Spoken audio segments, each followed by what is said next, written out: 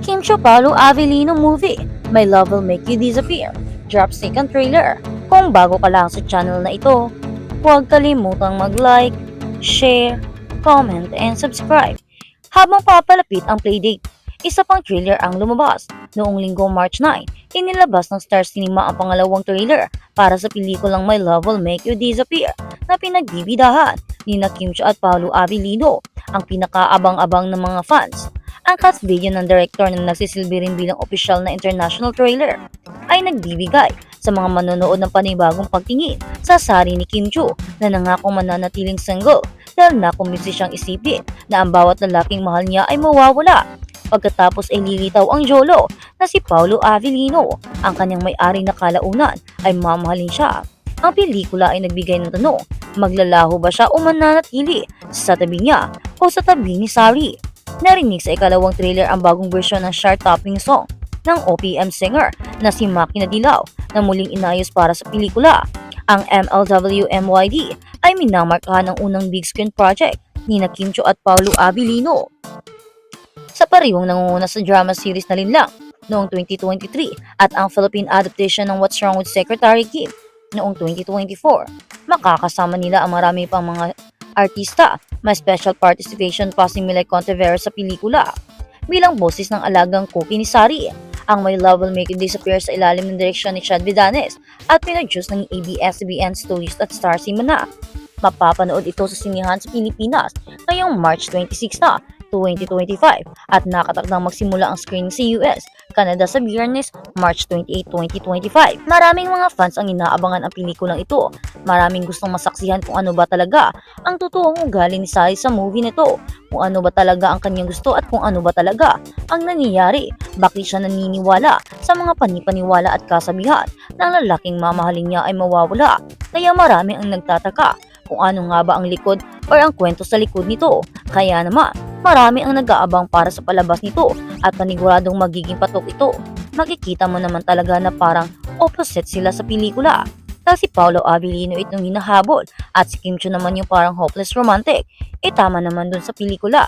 At yan naman ay si Paolo Avellino naman. Siya yung parang hopeless romantic as gusto nang mawala sa mundo. Habang si Sari, gustong-gustong ma-in love. Pero kung iyong babasihan, pareho silang nakahanap ng pag-ibig dito sa pelikula. Habang sa totoong buhay, pareho silang iniwanan at parehong nasaktan. Kaya naman, panigurado sa movie na ito, magbibuild ang love sa kanilang dalawa at panigurado, magkakaroon na siguro ng bagong pag-ibig na uusbong sa kanila. Sana naman magkatuluyan na ang dalawa. Ito ang sigaw ng karamihan. Marami ang nagtataka kung bakit tinatago pa nila ang kanilang relasyon. Halata naman ang kanilang mga galaw at kung paano nila mahalin ang isa't isa o kung paano nila itrato ito. Kaya marami ang nagtatanong, ano nga ba ang dahilan sa pagtatago ng kanilang relasyon? Ano ba ang kanilang makukuha? Ito ba ay para sa kanilang mga upcoming pelikula?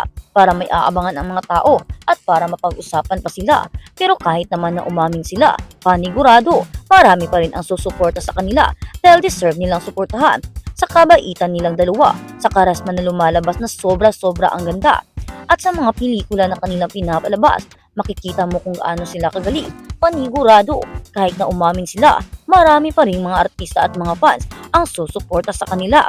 Panigurado, marami pa rin silang mahahakot na fans at panigurado, marami pa rin balita ang mag-abang at aabangan ng mga tao. Kaya naman, umamin na sana sila dahil sa pelikulang ito, inaantay ng marami ang pag-amin nilang dalawa na sa pagtatapos ng pelikulang ito at sa pag-showing nito, gayon din ang launch ng kanilang relasyon o kung ano ba talaga ang totoong status ng kanilang relasyon. Yun ang pinaka-inaabang-abangan ng mga tao. Kaya naman, marami na ang nagtatanong at excited na mapanood na ang movie dahil baka doon mismo sa sinihan aminin nila dahil paniguradong manonood din sila para sa kanilang movie dahil kailangan din nila itong suportahan. Kahit sila ang gumawa at gumanap sa pelikula, need pa rin nilang maging present para mapanood ang launching ng kanilang bagong movie. Kaya naman sigaw ng mga karamihan, sana sa pag-launch ng movie nila, gayon din ang pag-launch ng totoong relasyon nila at kung ano ang totoong nararamdaman nila para sa isa't isa. At yun ang pinakaabang-abangan na balita aside sa magiging palabas nilang pelikula. Ito pa ang pinakaabangan, ang magiging official na silang dalawa dahil ang maraming mga fans ang naghihintay sa kung ano talaga ang totoong resulta sa pagmamahala nila.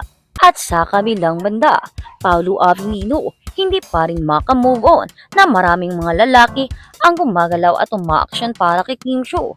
Sinabi nga doon sa balita na marami daw silang nakita ng mga haka-haka ring naririnig tungkol sa mga sinasabi ni Paolo Avellino na meron daw umaming kay Kim Chiu at hindi ito nagustuhan ni Paolo Avellino. Kaya naman kinausap niya ang dalaga at sinabihan daw ito. Kaya naman umiiwas si Kim sa mga lalaki ngayon. Pero ang tanong, totoo nga ba ang haka-haka ito o isa lamang itong haka-haka at walang katotohanan at isang di makabuluhang issue? Kaya naman marami ang nagtatanong kung ano nga ba talaga at tinatanong nila si Paolo Avellino at inaantay ang new appearance niya sa pelikula at sa new appearance niya sa stage upang matanong siya. Kaya naman excited ang marami para sa launching na lang nilang pelikula para matanong nila ito dahil paniguradong may mga questions and answer portion na ito sa kanilang conference. Panigurado dahil ipopromote nila ang kanilang mga movies. Lalo na yung My Love Will Make You Disappear na showing na ngayong March 26. Kaya panigurado, ilalunch nila ito at ipapakilala sa buong mundo at ipopromote nila ito. Kaya naman marami ang haka-haka at nagtatanong kung ano nga ba ang talaga ang totoong relasyon nilang dalawa. Bakit nga ba nagagalit si Paolo Avellino pag may mga nagtatangkang manligaw kay Kim Chiu? Lalo na at mga balita-balita at haka-haka ngayon na parang unti-unting bumabalik daw si Sian Lim na parang nagpaparamdam daw uli kay Kim Chiu. Kaya ang tanong, totoo nga ba ang balitang ito? Paano kaya kung bumalik si Sian Lim? Tatanggapin nga ba kaya ni Kim Chiu? Sino kaya ang pipiliin niya? Ang kanya bang bago ngayon or ang kanyang nakaraan? Sino kaya ang mas matimbang? Kaya naman, marami na ang nagsasabi na huwag nang magpatumpik pa si Paolo Avellino. Dalianan niya at gumawa na siya ng galaw dahil baka naman maibalik pa sa dati ang pagmamahalan nila Kim Chiu at Sian Lim. Kaya naman, sinasabi ng marami Paolo Avellino, kung gusto mo naman ang Chinita Princess namin, gumawa ka na ng hakbang at huwag ka nang mag-antay sa tamang oras at tamang panahon dahil ngayon pa lang pwede mo naman itama kahit na magkamali ka man. Gawin mo na lang at least walang mawawala dahil nasa huli ang pagsisisi at hindi yun madali. Kaya naman gawin mo na ang dapat mong gawin dahil kung hindi mo gusto si Kim, bakit mo naman siya pagbabawalan? Bakit ka naman magagalit kung may mga taong nanliligaw sa kanya? Kung may mga taong gustong kumausap sa kanya at sumusunod? Halimbawa na dito si Jack Roberto, diba? Nagalit ka kung bakit siya pinupuntahan doon. Kaya naman, aminin mo na talaga ang totoong nararamdaman mo. Kung ano nga ba talaga? Kung kayo na nga ba or kung may gusto ka kay Kim? Kung may bala ka namang ligawan siya, bakit hindi mo na lang gawin ngayon kaysa mag-antay ka pa kung ano pang kailangan mong antayin dahil baka mahuli pa ang lahat? Kaya naman, dalian mo na. Marami ang umaaligid sa aming Chineta Princess dahil hindi mo maikakaila ang ganda ni Kim Chiu, ang kanyang karesma